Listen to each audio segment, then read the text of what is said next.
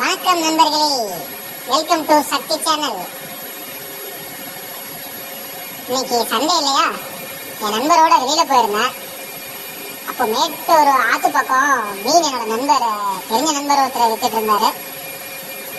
பார்த்தா ஜிலேபி மீன். நீங்க வாங்கி ஒண்ணுன்னு சொல்லி ஒரு நானும் என் நண்பரும் 4 கிலோ வாங்கிட்டோம். வாங்கிட்டு அப்படியே அங்கேயே சுத்தம் பண்ணி நல்லா கிளீன் பண்ணி சின்ன சின்ன பீஸா அப்படியே ஸ்லைஸ் பண்ணி அப்படியே வீட்டுக்கு எடுத்துட்டு வந்து என்னோட ஒய்ஃப்ட கொடுத்து நல்லா கிளீன் பண்ணி இன்னைக்கு ஒரு புடி பிடிச்சி ஆகணும்னு சொல்லிட்டேன். நல்லா கிளீன் பண்ணிட்டு இருக்காங்க. என்னோட சன்னு வேற ஒரே ஆர்வமா பார்த்துக்கிட்டே இருக்காரு. அப்பா கொடுப்பா, நான் ஒரு மீன் வேற கழுவி தட்டுப்பா அப்படின்னா, என்னடா அம்மா கழுவத்தை பார்த்து நீ கத்துக்கோ, அப்புறமா நீ கழுவியா அப்படின்னு எங்க ஒய்ஃப் வேற நல்லா கிளீன் பண்ணிட்டு இருக்காங்க.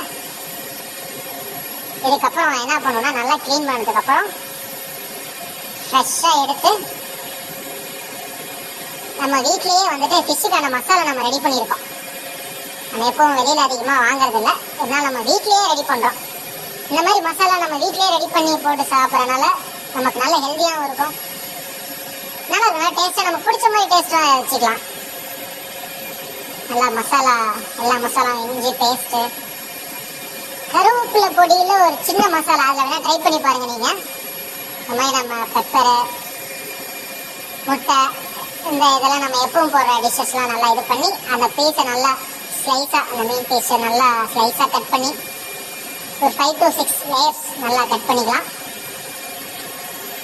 கட் பண்ணதுக்கு அப்புறம் நல்லா மசாலா ஃபுல்லா அப்ளை பண்றோம். மீனுக்குள்ள வெளியில எல்லா சைடும் அப்ளை பண்றோம். அப்ளை பண்ணதுக்கு அப்புறம் நல்லா காய வச்சுக்கிறோம். நல்லா எசன்ஸ் இறங்குற வரைக்கும் காய வச்சுட்டு நல்லா காஞ்சிச்சு போல. அப்புறம் என்ன பண்றோம், உடனே கல்லை பற்ற வச்சிடறோம். தோசை கல்லை பற்ற வச்சுட்டு சிறிதளவு எண்ணெய் ஊற்றிக்கலாம். எண்ணெய் ஊற்றிட்டு நல்லா எண்ணெய் காயிற வரையும் வச்சுட்டு எண்ணெய் காஞ்சிச்சா ஒரு மீன் எடுத்து போடும். அதுக்கு முன்னாடி ஒரு கருவேப்பிலை சின்னதாக ஒன்று வச்சுக்கோ, அது இன்னும் டேஸ்ட் கொடுக்கும், நல்ல ஸ்மெல்லாகவும் இருக்கும். கருவேப்பிலை நல்லா பொரிஞ்சதுக்கு அப்புறம் அப்படியே அந்த மீனை எடுத்து அது மேல வச்சோம்னா அப்படியே அந்த பொரியிற சவுண்டே நமக்கு ஒரு ஸ்மெல் வரும் பாருங்க. அப்படியே சாப்பிடணும் போல இருக்கும். என்ன பண்றோம், அப்படியே நல்லா மீன் ஃப்ரெஷ், நல்லா ஃப்ரெஷ் ஆகிற வரை நல்லா வேகிறோம்.